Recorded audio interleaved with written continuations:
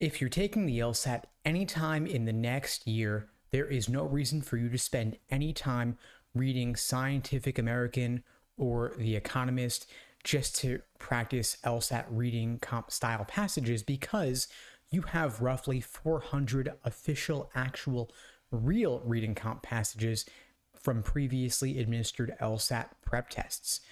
So start with those. Only if you expect you'll get through all of those should you then go on to anything else.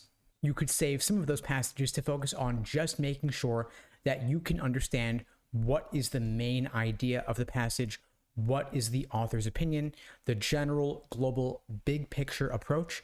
You can save all the details for later when you're solving specific questions. So to summarize, the fastest way for you to improve at LSAT reading comp is to make sure that you can extract from real reading comp passages what is the main idea, what is the author's opinion. Again, detailed supporting examples, you go back and find those later when you need to help you solve specific questions associated with the passage. If you're too slow, if you want to speed up at reading, you can use tools like Spreeder and Phrase Reader. Those are free apps that let you practice reading difficult, dense text on a screen. You can just copy paste into that app and then put yourself on an LSAT reading comp treadmill of sorts, seeing how fast can you display the text to yourself and still understand what you're reading. Of course, on the LSAT, there are 3 long passages and 2 short or dual passages on a related topic. You could do the dual passages either first or last. I wouldn't do them in the middle of the 3 long passages. And you could, of course, when you're approaching those dual passages, start with approaching questions specific to only one of the 2 passages. So for example, if there's a question on only passage A, in passages A and B, you read passage A, you solve the passage A specific question, then you go on to the others. As for the big corporate prep companies like Kaplan or Princeton Review, telling you to do only 3 passages and focus your accuracy on those 3 and then sacrifice a 4th passage, that is terrible advice.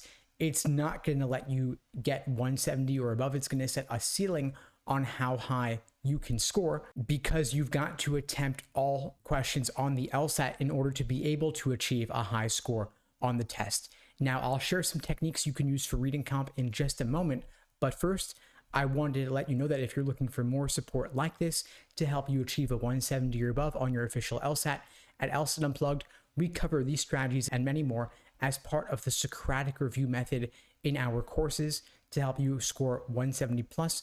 You can check out the links below the video to find out more and to book a call with me and my team. We'd be glad to help you out. Now, I mentioned earlier getting down the main idea.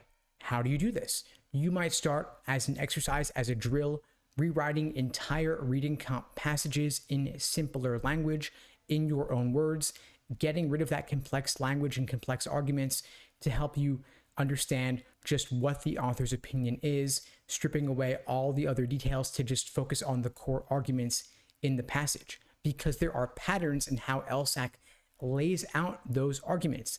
Patterns on the LSAT are not limited just to question stem types, but also to methods of reasoning. You see this in logical reasoning when they are outlining, say, correlation causation arguments or confusing necessary and sufficient. Same deal with LSAT reading comprehension passages themselves. But first and foremost, you want to make sure that you can get down what is the main idea, what is the primary purpose, how is the passage organized, get that down, then move on to the general global questions in the passage. Questions that are specific to details, you can go back to the passage to help you get down the key details, the key information to help you solve those. And then finally save the more abstract inferential questions for last. So in short, we are approaching the questions in the passage out of order.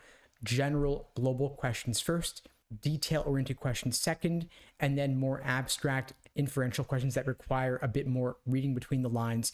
You save those for last. Anyway, folks, reach out if you need anything. I'm here for you. Wish you all the best and take care.